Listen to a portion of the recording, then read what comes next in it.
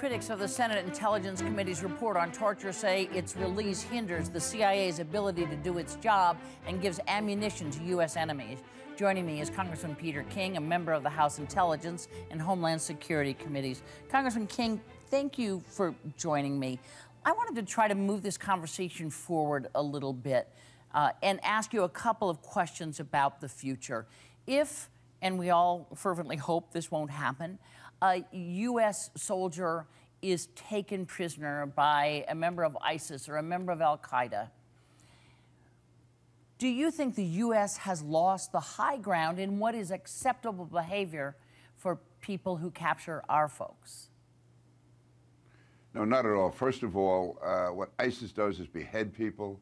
They carry out the most brutal type of attacks, rape, sex slaves, all of that. And for anyone to be comparing what the CIA did to what ISIS does, what Al-Qaeda does, is just wrong. I think we've caused tremendous damage to U.S. reputation, but this is a self-inflicted wound with a very partisan, selective report, which I think does a terrible injustice to the men and women of the CIA. And regardless of how one feels about the report, I think on both sides there is an agreement that this does harm to the CIA, which is this, good heavens, they do entire, TV series around the brave men and women of the CIA. So where does the CIA go to get its reputation back, whether you feel it's been unfairly taken away from them or not? How does it fix this? Well, it would be very helpful if people on the outside helped, if the President of the United States, if leaders in the House and the Senate came forward and gave the CIA credit for what it did. It's going to be very difficult to overcome the damage that was done by Senator Feinstein and her report. I think it's important for people like myself and people in the media to speak out and say that the CIA did an excellent job, that the CIA operated under the most extenuating circumstances, that they're responsible for stopping attacks against the United States, and that we have to stop the self-loathing.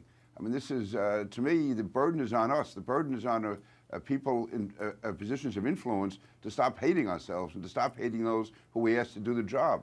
And so, I feel for the men and women out there in the CIA who they're wondering if they're doing today what they're told to do, 5 years from now, what's going to happen. For instance, with President Obama, I support his drone policy. Suppose 5 or 10 years from now, a Senate report comes out and says that he's guilty of human rights violations. He's guilty of war crimes because of all the innocent people that were killed by drone attacks.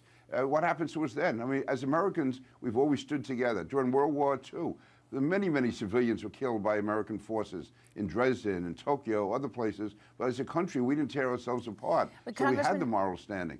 Right. Yeah. And what I was going to ask you was, but the truth is, perception, whether it's in Washington or across the globe, sometimes can be more powerful, certainly, than the reality any of us see. So the report is out there. The feeling is that the CIA crossed the line, did some pretty horrific things. Going forward, I wonder if there is some way to right this ship. And I want to read you something that was part of an op-ed that former Senator Bob Kerrey wrote. He was on the Intel Committee, and I'm sure you know him. And he wrote, "Our intelligence personnel, who are once again on the front lines fighting the Islamic State, need recommended guidance from their Board of Governors, the U.S. Congress." How about that? Yeah, and they got the guidance back in 2002. They were told what to do by the U.S. Congress back in 2002. They did it, and now they're being attacked for it. I think Senator Kerrey also said, and they give him tremendous credit for this, Senator Kerrey also said he thought this was a very partisan report, basically written by a very partisan staff.